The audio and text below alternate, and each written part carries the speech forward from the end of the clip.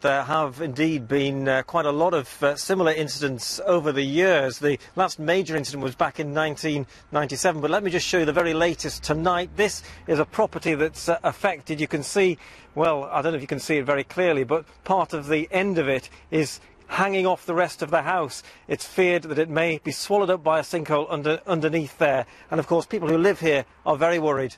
Imagine if this was your home. This house has stood in Ripon for 100 years. Today, structural engineers were on Magdalen Close assessing if it should be pulled down. A massive sinkhole underneath it causing one end of it to fall away. For the woman living next door, it's a worrying time as she waited to hear what was happening. They've obviously advised me to stay out of the property as a precaution while they assess what's actually happening with the land and the surrounding properties. Well, you've just moved in, haven't you? I have. I moved in a week ago on Saturday, yeah, so quite a shock.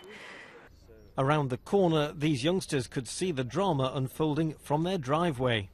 I feel so sorry for the people because, I mean, it must be awful to have part of your house just, like, disappearing, and it's so close to us, and I've never had anything like this close. You've heard of it on the news before, but this is so close to where we live, it could so easily be one of our houses, not theirs. Ripon is no stranger to sinkhole problems.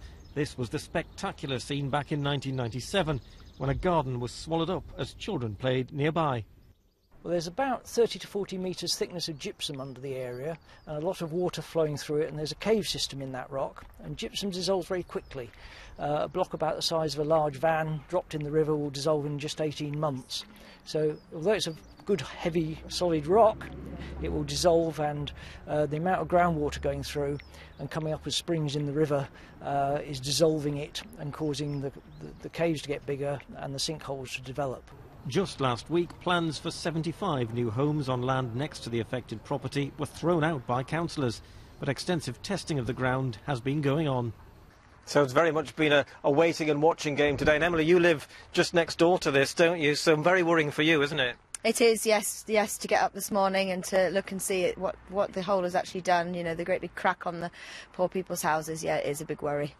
Well, thank you very much for looking after us. You said that you run a guest house. You've also become what today? A press house. A press house. Thank you very much indeed. Back here tomorrow, engineers will be looking at that property to see whether or not it should be pulled down.